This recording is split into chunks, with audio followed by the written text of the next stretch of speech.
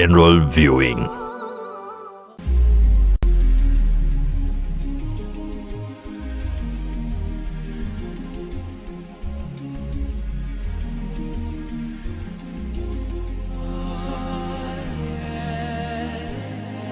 Bismillah ar-Rahman ar-Rahim. Assalamu alaikum wa rahmatullahi wa barakatuh. Today is the 14th of December 2023. In exactly 4 days from now, that is the 18th of December 2023, we will mark the 31st anniversary for the International Minority Day.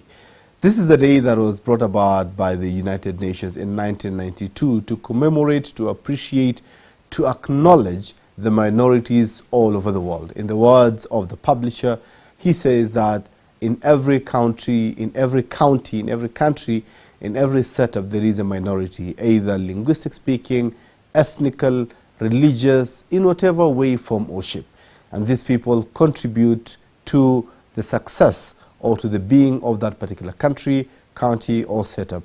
And that is why 18th of December was set to celebrate, to acknowledge and appreciate such communities. Of course, I feel, or I guess this is part and parcel of the journey, to elevate them and make them to be no longer part of the minority and be embraced in the larger community.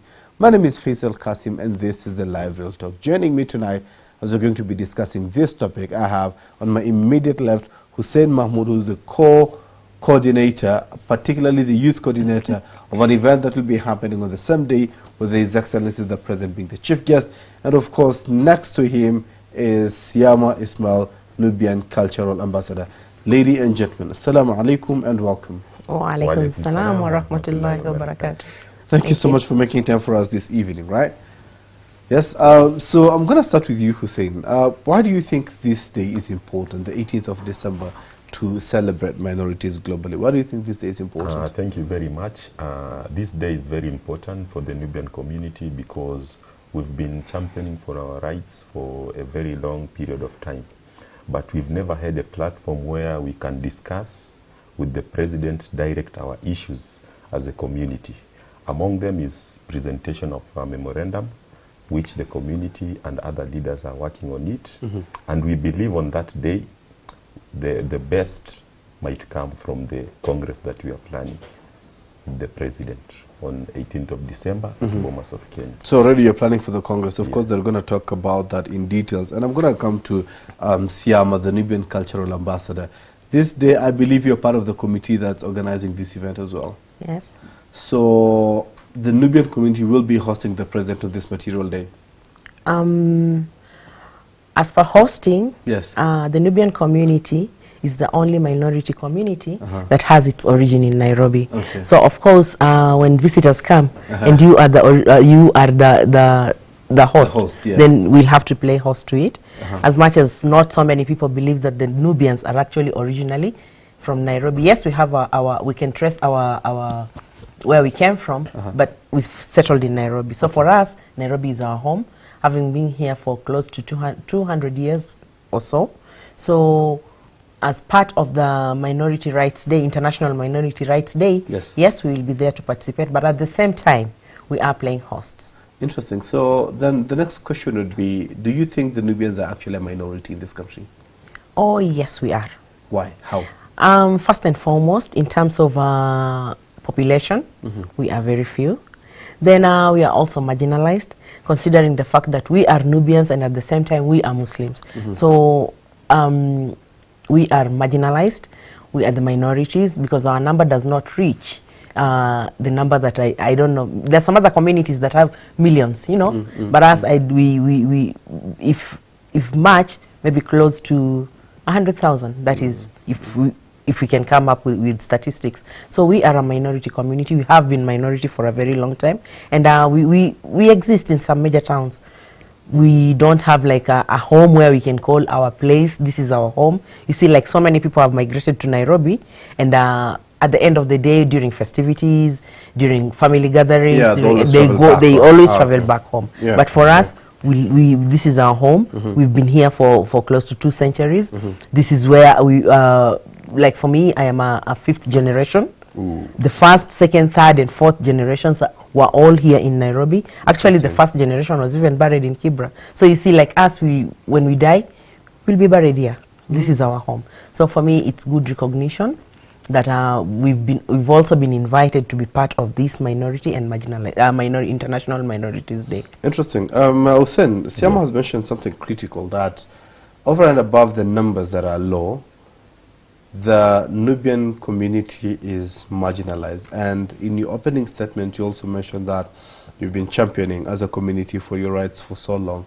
And of course, I believe that Siyama echoed into that sentiment as well, saying that you have been marginalized. So what are some of those areas or aspects that you have been marginalized in, so to speak? Yeah, one, when you speak about citizenship, it is a bit devastating when our youths reach the age of 18.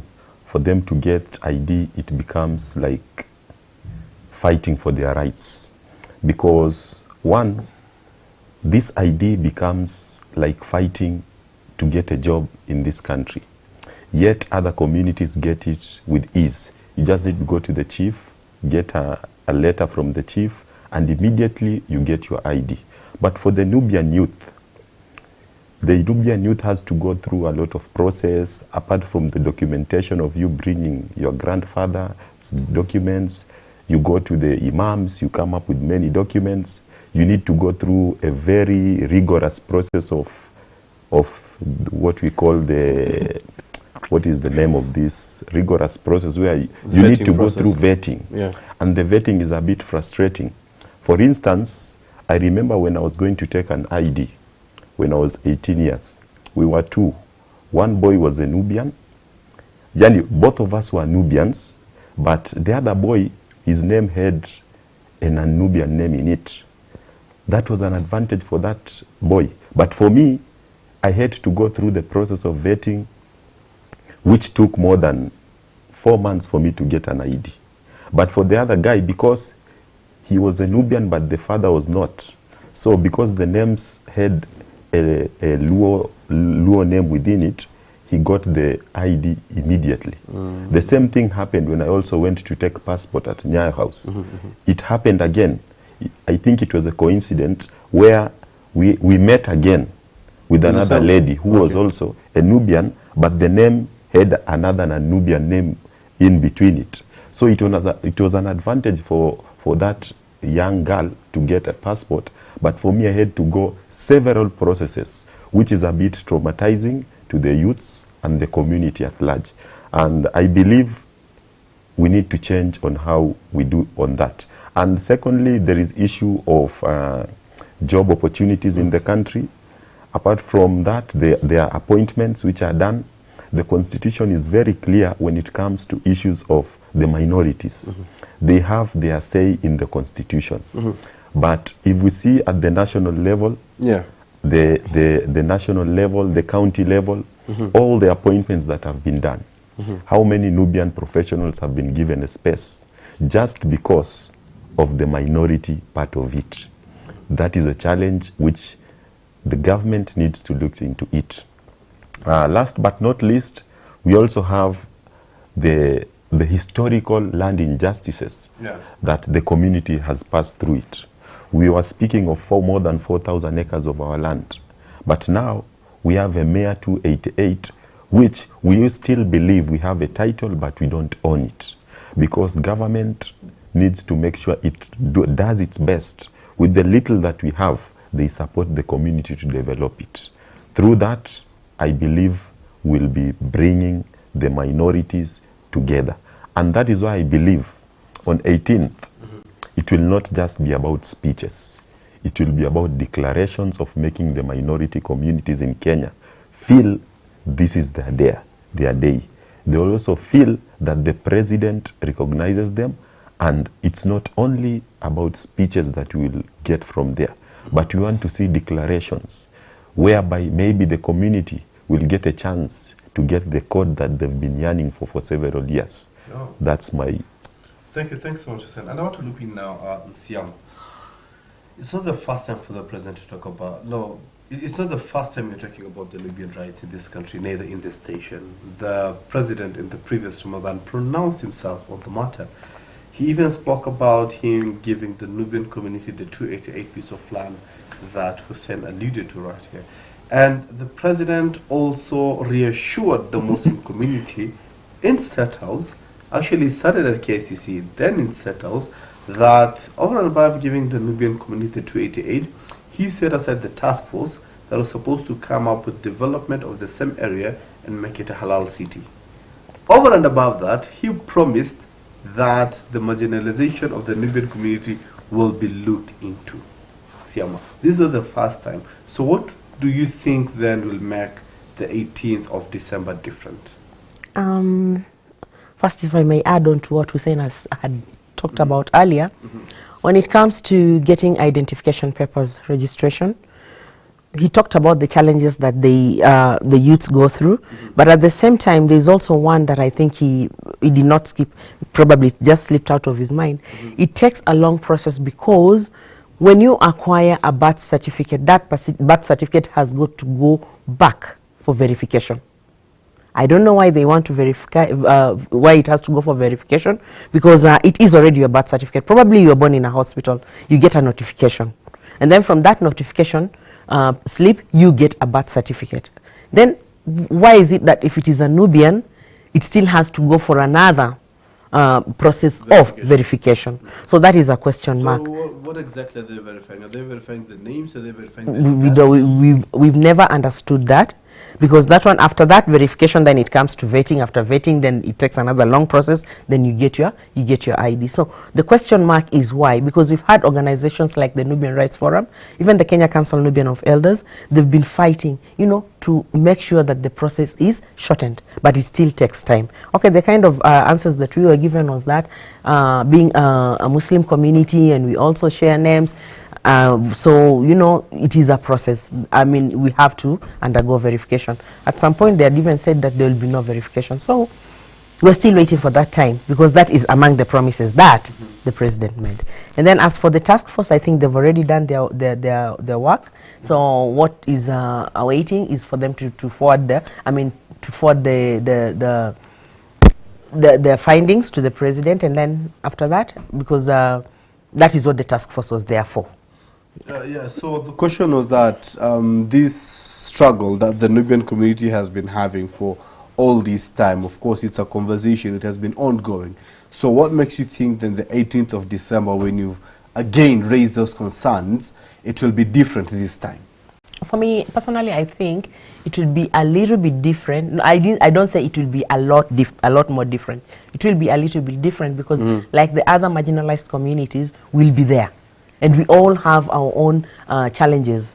So most probably he'll put it into consideration what the kind of challenges that we go to. Because if you look, we have so much challenge when it comes to political, when it comes to politics, we are sidelined. When it comes to appointments, even as in the civil service, we are sidelined. So I think that the day when we go there on the 18th, then will be considered as the other communities. Another thing is this: we were, you know, among the promises that were made by the heads of states who are being given a code.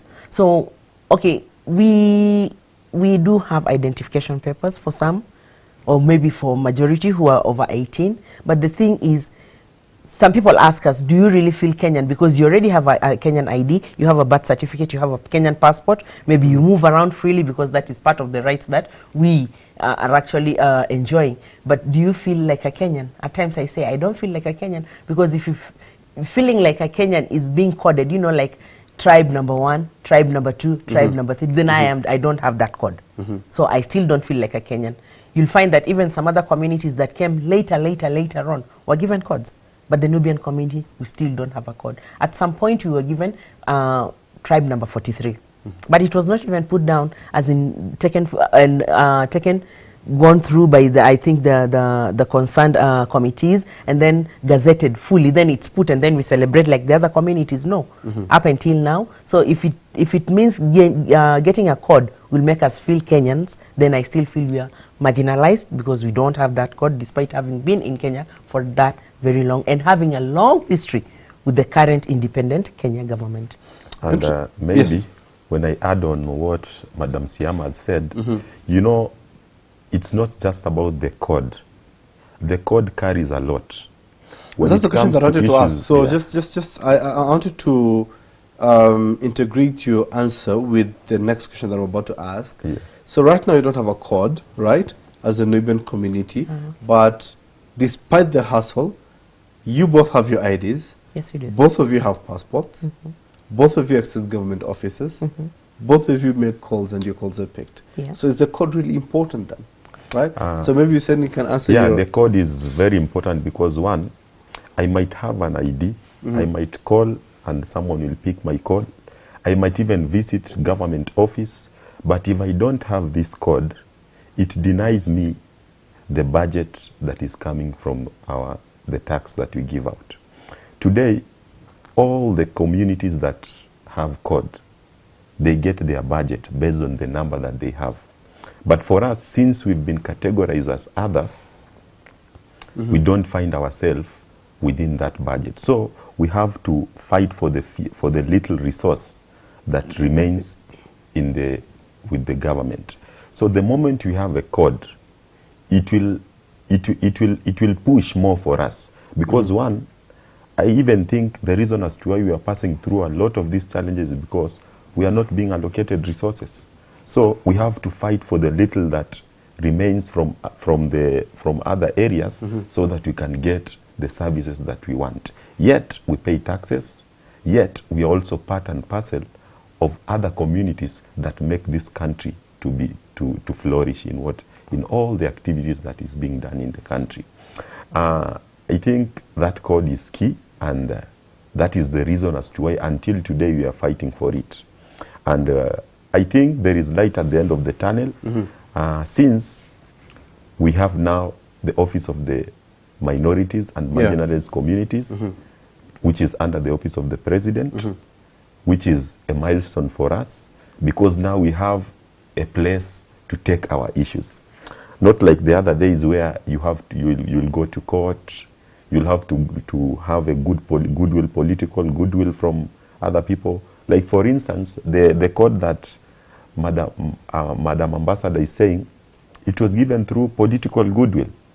But in real sense, it was not even documented in the Hansard or documented in the government archives. So it is not official. So it's not official, and that is why we are still fighting to get the real code that we are supposed to be given. The same way the Makonde got theirs, the same way the Shonas got theirs, so the Nubian community also deserves to be given that code. Interesting. You mentioned a very important point about taxes, and it's about now that we need to pay our taxes as well. We need to go on a very short break because there's some adverts that lazima tulete mshahara. Tumesota in ile tarehe. Right? So let's play the adverts, tulete mshahara, and then we're going to come back. But before we go, right, it's very important to understand one thing, that when the International Day of Minorities came, it was in respect to the contributions that they contribute to the diversity of the county or the country or the community. So in this case, after the break, we'd like to know, so what has the Nubian community contributed over and above the taxes that has been mentioned? So what has the Nubian community contributed to the diversity of the country and Nairobi? This and much more after the break.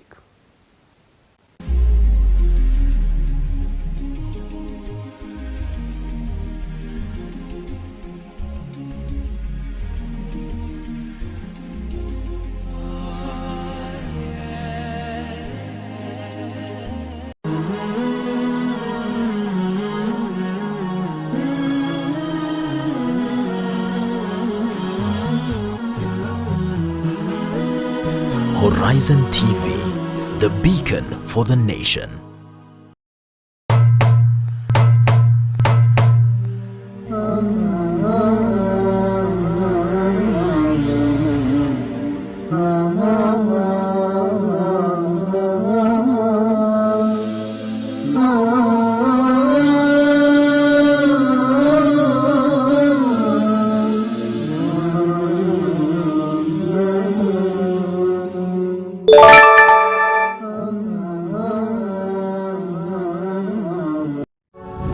On the next episode, I went back home and I said, I want to be a Muslim. I want to do this. I want to change people's life. And changing people's life, I'll start by myself. The actions of my boss made me come back to Islam. And I called my mom and I went to her house and I told her, Mom, you know, I've made a decision. I want to do a few things. I don't know how you're going to feel it. And she asked me what. And I told her, I want to go back to Islam.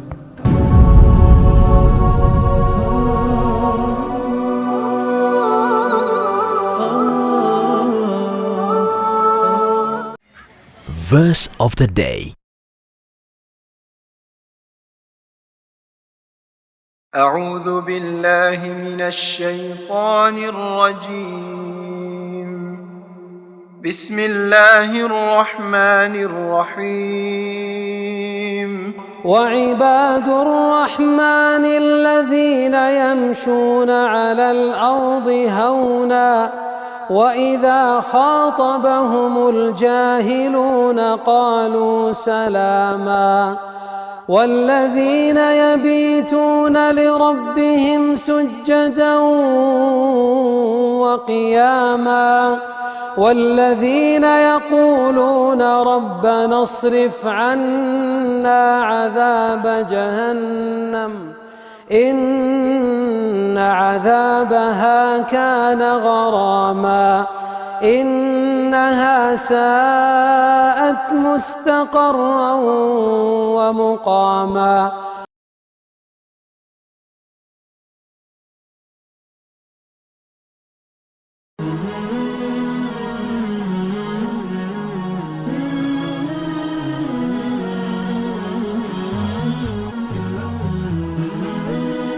Horizon TV, the beacon for the nation.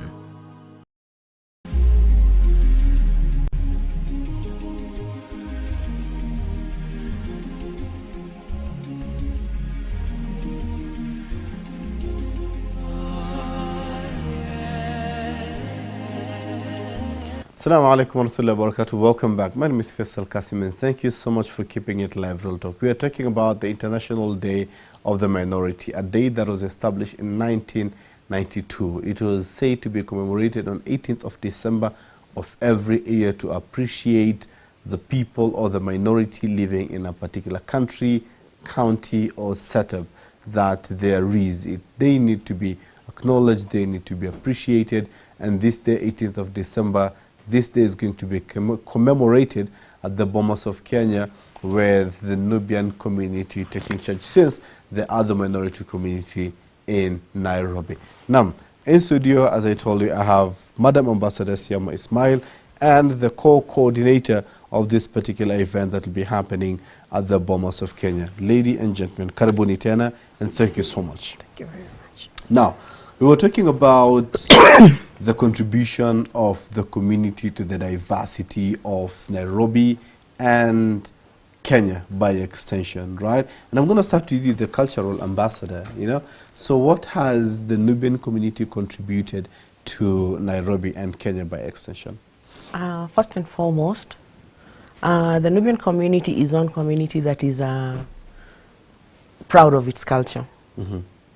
Even if you go anywhere, and I'm sorry to take this example, like a Maasai, you can just tell a Maasai from any other community. That is exactly the same thing with the Nubian community, because of the way we dress. It is very unique, and it's also modest. And another thing is our way of living, our culture, which is still very, very strong. As old as it was, it's still as it is up to now. Probably just a little bit modified. Maybe we're going with the I'd say with the weather, or maybe the years. But as it is in Nairobi, first and foremost, I'd say when I was growing up, Nairobi used to be a very clean city. And I'm sorry to say that now things have changed a lot. And the Nubians were there. They abide to the laws. They strictly kept the Nairobi city the way it was meant to be.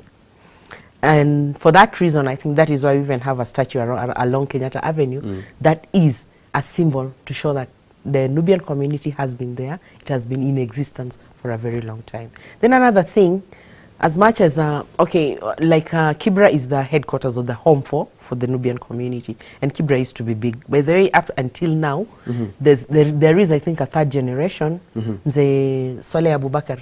He says that his grandmother's house used to be where the Milimani law courts is now. Really? Yes.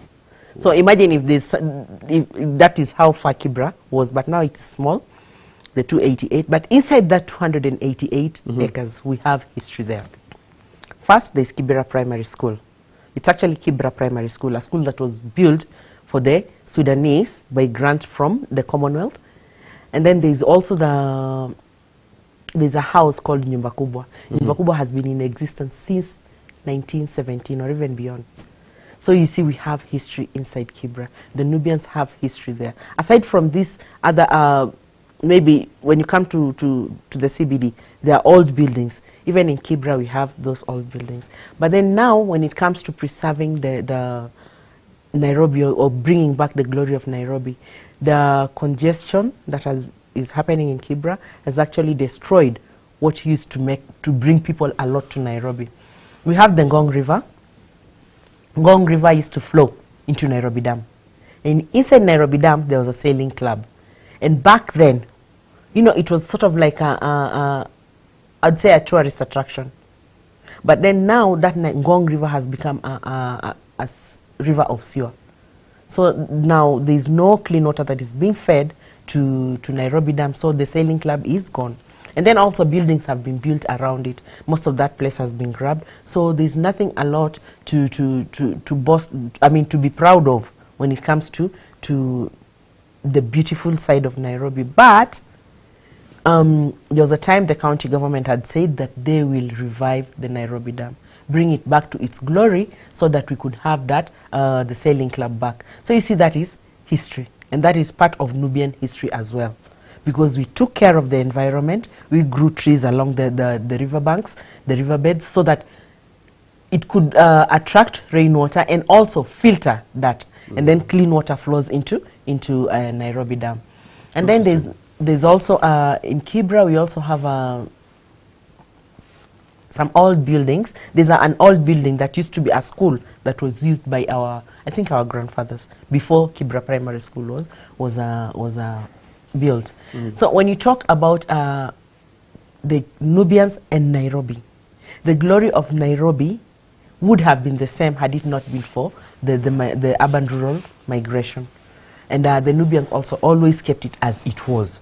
Because one, we believed in having a clean environment. And secondly, you know, having a nice place where you people can go, sit, talk, you know, and maybe go for picnics and all that kind of thing. So Nairobi is not what it used to be, but during the Nubian, when the Nubians would come to Nairobi often, because we had Nubians who were working in in different sectors in Nairobi, the Kenya bus services, some were even civil servants, some were working in the post offices. You know, they knew how the town was. So you'll never find a Nubian coming anywhere to encroach a place that is not meant to be, that is meant to be used or is meant for public use.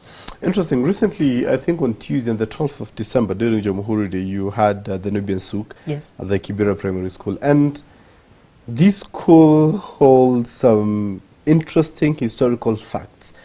I got to learn on that day that it was one of the first 10 schools in the whole of Nairobi that even military people from the Department of Defense, the DOD, that's just few kilometers away from Kibra, the chiefs and the generals, kids were learning in Kibra Primary School on that day. So in that side of town, that was the only school that would take even the cream de la cream, the Indians, the Asians coming all the way from Parklands and other parts to study there. So for as far as education is concerned in the early years, then that is a key factor. It's a key factor, yes. So maybe you can just add on to maybe, let's say, politically, let's say, socially. What are some of the other contributions that the Nubian community has contributed to this nation? Nubian community is the most loyal community when it comes to issues of governance and also in leadership in this country. Back in history, when you go, we see the Nyumba Kubwa, where the community was able to host the first President of the Republic of Kenya, Mzee Jomo Kenyatta. And through that, we've been part and parcel of building this nation. When you speak about the several years that have passed, in all the leadership that is coming in the country, the community is trying to prove that it is the most loyal community when it comes to issues of supporting government initiatives, like when you speak of paying of taxes. Recently, you heard about the task force that was formed. Yeah. The community was very receptive because, one, we need positive change. And the moment we bring positivity in the land that we have, opportunities are opened up. It means we are building and bringing the economy of the country to go higher and better and create more opportunities for the people. So we might be a very young community, but with a lot of brain, a lot of personalities, a lot of professionals who are coming up and building the economy of this country through the skills that we have as a community. Interesting. And I'd like to bring in Siyama, the cultural ambassador. You may have information. And part of my research about the Nubians' contribution to this nation is that over and above the Nubians being British soldiers, I hear, because you mentioned about the Nyumba Kubwa, so I hear that they also took part in supporting Mau Mau during the liberation. And Nyumba Kubwa is known as Nyumba Kubwa because it used to be a house for meetings, maybe. Yeah. And at some point, they used it to hide the founding president of this nation, Kenyatta. Maybe you can tell us about the story. Okay, from the stories that I was told by Al-Haj Yusuf Ali, yes, and also Al-Haj Ibrahim Aknan Said, and also Mr. Yusuf Diab of the Kenya Nubian Council of Elders, is that first and foremost, Kibra Primary School, after our Wazes retired from the King African Rifles, so they would come during break time. Yeah. They'll bring their seats. So all this, the boys would be paraded, you know, bare-chested, and then, you know, sort of like a disciplinarian grill, and then because the elders themselves, the soldiers, were highly disciplined people. Actually, the Nubian community are very highly disciplined people. So, and they, you know, they're not people who would always look for fights anywhere or something like that. So they'd be paraded, and then kind of like an inspection. So when they were being paraded, and the elders would sit the other side, they had their seats, special seats, and they are looking at the boys. The boys would march up and down for them. Now these are our sons. You know, they have our blood, the soldier blood inside them.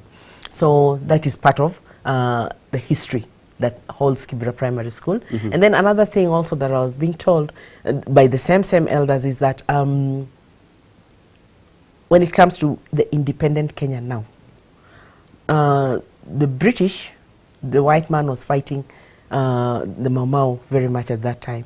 So the Nubian community, the Kikuyu children would be brought, and they would play along with the Nubian children. Actually, that is how some of them even came to speak Kinubi, and that was how even some of the Nubian elders married into the Kikuyu community. So when the children were playing together, that is how they'll deliver messages to their mothers, because they understood Kinubi.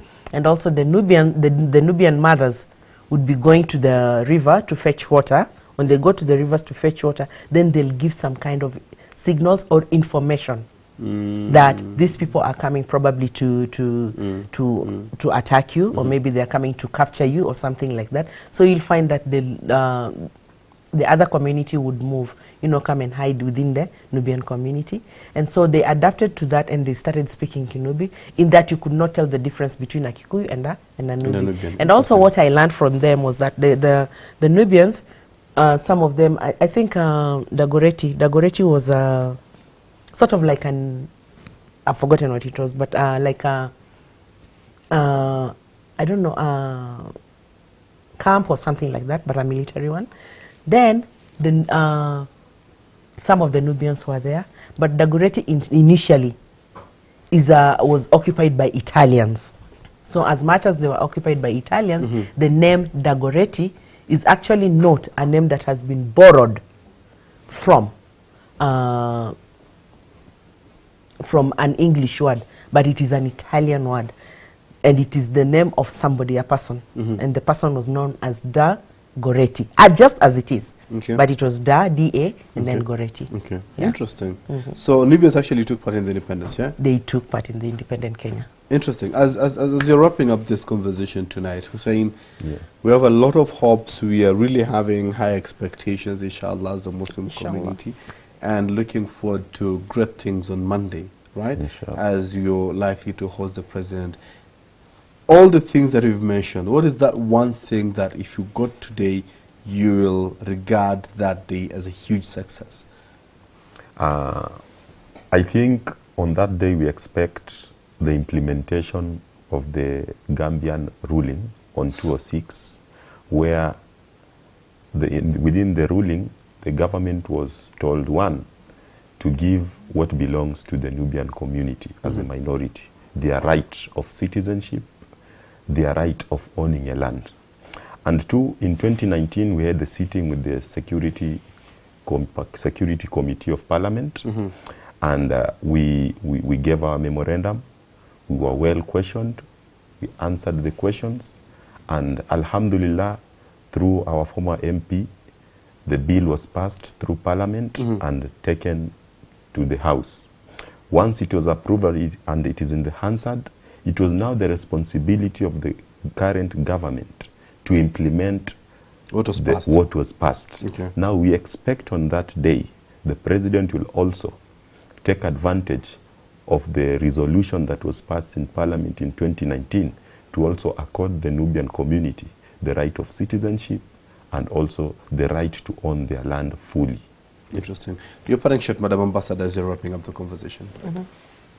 For me, in 2009, during the Kenya census, the Nubians were classified as others. Come 2019, during the census, national census again, there was the Nubian. So it was not others. We identified with our tribe. So now what I would really love to request the government, if it, for me, I feel like being a Kenyan is being given that code. You know, I'd celebrate. Yes, because, yeah, and somehow it is long overdue. So this come 2029, during the national census, we should at least have a code. You know, a code number, just like all the other communities that have been given coded. In putting in consideration that we are a community that has been in Kenya for close to two centuries, and another thing, we've contributed a lot to the independent Kenya. There's a lot of history. There's quite a lot of history. It's something that we can even sit down and invite different people to come and share their history. So given that we've played a big role in the independent Kenya today, they should not deny us our rights. We should be given equal rights like any other community. Because now if we get, and also we get recognized as the only marginalized community within a big city like Nairobi. Because this is our home. This is where we are. So they should give us that recognition. I also give that call to the governor. He should take time and meet up with the Nubian community and know that these are the indigenous people of Nairobi County. Interesting. Governor, hope you missed your story.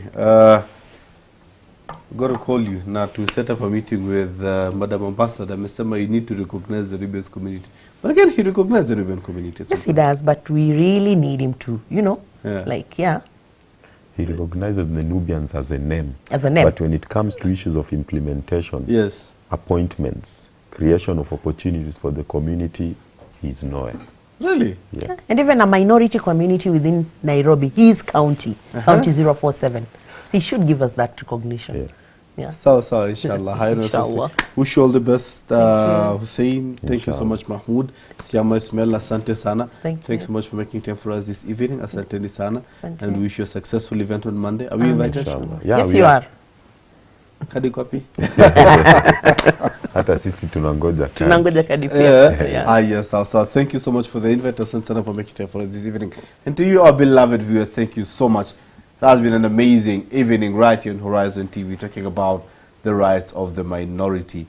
In English, they say the majority will have their way and the minority will have their say. And in Islam, it's all about equity, it's all about rights, it's all about what's right and what's wrong, not who is saying it, not whether it's coming from the majority side or from the minority side. One of the past predecessors used to say that right is right even if nobody is doing it, and wrong will remain to be wrong even if everybody is doing it. So over and above the numbers, over and above their numbers in terms of how little they are a community. We are all a community. By extension, as the Muslim community, we are regarded as a minority in this country. But still, that should not mean in any way, form, or shape that our opinions are not valid, our opinions do not matter. Even you, in your setup, in your community, in your neighborhood, there is that one person who's coming from a community that is not from you. There is that group of people who are not like the rest of you. They are considered as the quote-unquote minority. Always remember, in Islam, it's all about what is right and what is wrong. It doesn't matter who is saying it. My name is Faisal Kassim, and this has been the Live Real Talk. See you next week, same place, same time. Assalamu alaikum wa rahmatullahi wa barakatuh.